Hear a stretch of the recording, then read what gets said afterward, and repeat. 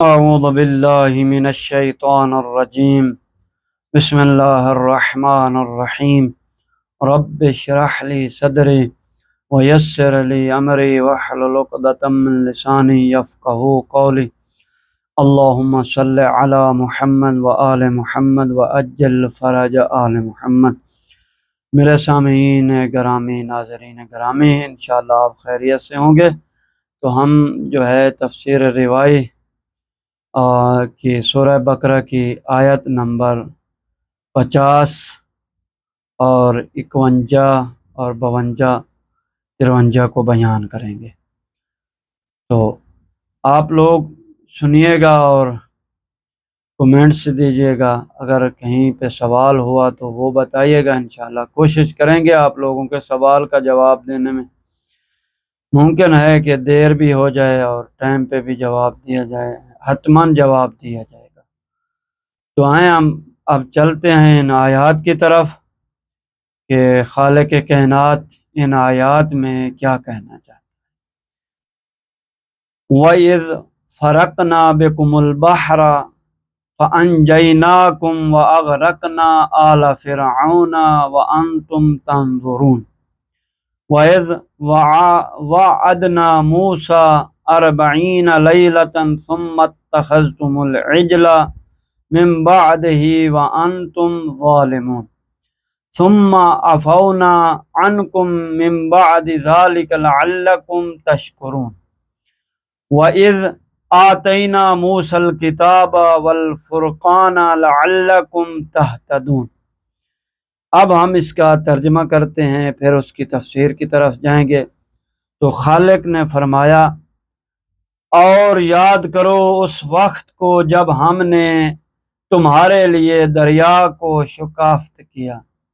یعنی جب آپ دریا کو ہم نے اس کے مختلف اس کو جاری کیا اور تمہیں نجات دی اور فرعونیوں کو غرق کر دیا جبکہ تم دیکھ رہے تھے، اور ہم نے موسیٰ سے 40 راتوں کا وعدہ کیا تھا. تم نے ان کے بعد بچھڑے کو معبود بنا لیا جبکہ تم ظالم تھے، پھر ہم نے اس کے بعد تمہیں معاف کر دیا تاکہ تم شکر کرنے والے بن جاؤ. اور جب ہم نے موسیٰ علیہ السلام کی کتاب اور فرقان حق و باطل میں فرق کرنے والا دیا تاکہ تم ہدایت پا سکو. تو اس میں یہ ہے کہ اس میں جو ہم نے آج تفسیر بیان کرنی ہے وہ یہ ہے کہ بنی اسرائیل کا دریا کو عبور کرنا، کس طرح انہوں نے دریا کو عبور کیا. تو آئیں امام حسن اس حدیث کے ذریعے ہم اس کی تفسیر کو شروع کرتے ہیں کہ امام حسن عسکری علیہ السلام نے فرمایا، اللہ تعالیٰ نے فرمایا، اے بنی اسرائیل یاد کرو اس وقت کو وَإِذْ فَرَقْنَا بِكُمُ الْبَحْرَ. فرقن بعض کو بعض سے جدا کرنا، ہم نے دریا کو پھوڑ دیا. فَأَنْجَيْنَاكُمْ، پس ہم نے تمہیں نجات دی. تمہاری آنکھوں کے سامنے فرعونوں اور اس کی قوم کو غرق کر دیا. جب وہ غرق ہو رہے تھے تو تم ان کو دیکھ رہے تھے. یہ اس وقت ہوا جب حضرت موسیٰ علیہ السلام اپنی قوم کو لے کر دریا کے کنارے تک پہنچ گئے تو اللہ تعالیٰ نے حضرت موسیٰ کی طرف وحی فرمائی کہ آپ علیہ السلام اپنی بنی اسرائیل کو کہہ دیں کہ وہ میری توحید کے اقرار کی تجدید کریں اور اپنے دلوں میں میری مخلوق کے سردار حضرت محمد مصطفیٰ صلی اللہ علیہ وآلہ وسلم کی نبوت کا اقرار کریں، اور ان کے بھائی علی علیہ السلام اور ان کی پاک آل علیہ السلام کی ولایت کا اقرار کریں، اور اس کے بعد کہیں کہ اے اللہ ان ذوات مقدسہ کے صدقے میں ہمیں اس دریا کے پانی کے اوپر سے چلا کر پار کرا دے تو میں اس دریا کے پانی کو تمہارے لیے زمین کی مانند میں تبدیل کروں گا۔ تو جب حضرت موسیٰ علیہ السلام نے اپنی قوم کو یوں کہا تو قوم نے موسیٰ سے کہا کیا آپ علیہ السلام ہم پر وہ وار کرنا چاہتے ہیں جس کو ہم پسند نہیں کرتے؟ ہم موت کے خوف سے فرعون سے فرار کر کے آئے ہیں اور آپ ان کلمات کا سہارا لے کر ہمیں اس پانی میں داخل کرنا چاہتے ہیں، نہ جانے ہمارے پانی میں داخل ہونے کے بعد ہمارے ساتھ کیا ہوگا۔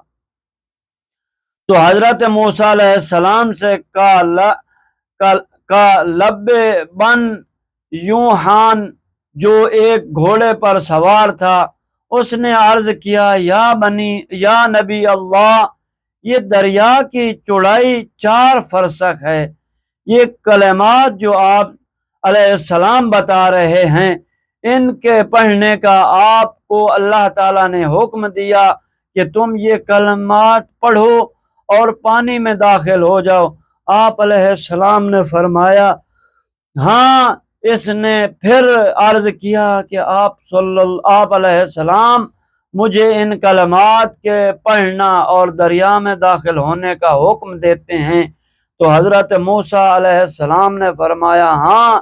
پس اس نے کچھ توقف کیا اور پھر توحید کے اقرار کی تجدید کی اور حضرت محمد صلی اللہ علیہ وآلہ وسلم کی نبوت اور امیر المومنین کی ولایت اور ان کی پاک آل کی ولایت کا اقرار کیا۔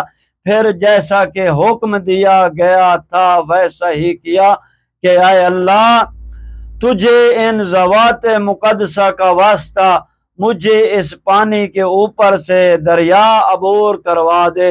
یہ کہہ کر اس نے اپنا گھوڑے کو پانی میں داخل کر دیا اور گھوڑے کو پانی پر دوڑایا تو پانی اس کے گھوڑے کے قدموں کے نیچے نرم زمین کی طرح تھا۔ آخر کار وہ گھوڑا دوڑتا ہوا ساحل تک پہنچ گیا، پھر ایسے ہی گھوڑے کو دوڑاتے ہوئے واپس آیا۔ پھر اس نے لوگوں کو مخاطب ہو کر کہا اے بنی اسرائیل، اللہ کی اطاعت کرو اور موسیٰ علیہ السلام کی اطاعت کرو۔ یہ دعا نہیں مگر یہ کہ یہ جنت کے دروازے کھولنے والی ہیں، جنہیں جہنم کے دروازے بند کرنے والی ہے، رزق کو آسمانوں سے اتارنے والی ہے، اللہ کے بندوں اور اس کی کنیزوں کے ہی رضا الہی کو جلب کرنے والی ہے اور اخلاق کو بلند کرنے والی ہے۔ لیکن لوگوں نے انکار کیا اور کہا کہ جب تک ہم خود زمین کو دیکھ نہیں لیں گے اور ہم پانی کے علاوہ کسی اور چیز پر نہیں چلیں گے تو بس اللہ تعالیٰ نے حضرت موسیٰ کی طرف وہی فرمائی اپنے عصا دریا پر مارو اور ساتھ یہ کہو کہ اللہم بجاہ محمد وآلہ الطیبین لما فلقیتہ، اے اللہ تجھے محمد اور ان کی پاک آل کا واسطہ اس دریا کو جدا کر دے۔ پس جیسے ہی حضرت موسیٰ نے یہ کام کیا تو وہ دریا پھوٹ گیا اور نیچے سے آخر ساحل تک زمین ظاہر ہو گئی۔ حضرت موسیٰ علیہ السلام نے فرمایا اب داخل ہو جاؤ اور دریا عبور کر جاؤ۔ تو پھر ان لوگوں نے کہا اے موسیٰ زمین بہت نرم ہے، ڈر ہے کہ کہیں ہم اس میں دھنس نہ جائیں۔ تو پھر اللہ تعالیٰ نے فرمایا اے موسیٰ پھر دعا کرو، اے اللہ تجھے محمد و آل محمد کا واسطہ اس زمین کو خشک کر دے پس آپ علیہ السلام نے اسے ہی ایسے ہی کہا تو اللہ تعالیٰ نے اس پر ہوا کو چلایا اور وہ زمین خشک ہو گئی۔ پھر جناب موسیٰ علیہ السلام نے فرمایا اب داخل ہو جاؤ۔ پھر انہوں نے عرض کیا نہیں، ہم 12 قبیلے ہیں، 12 خاندان ہیں، اگر ہم داخل ہوں گے تو جھگڑا ہو جائے گا، ہر گروہ دوسرے پر سبقت حاصل کرنے کی کوشش کرنے میں جھگڑنے والا ہو جائے گا، لہذا اگر ہر خاندان کے لیے الگ الگ رستے ہوگے تو ہم داخل ہوں گے تاکہ جھگڑے سے امن میں رہیں، کوئی خوف ڈر نہیں ہوگا۔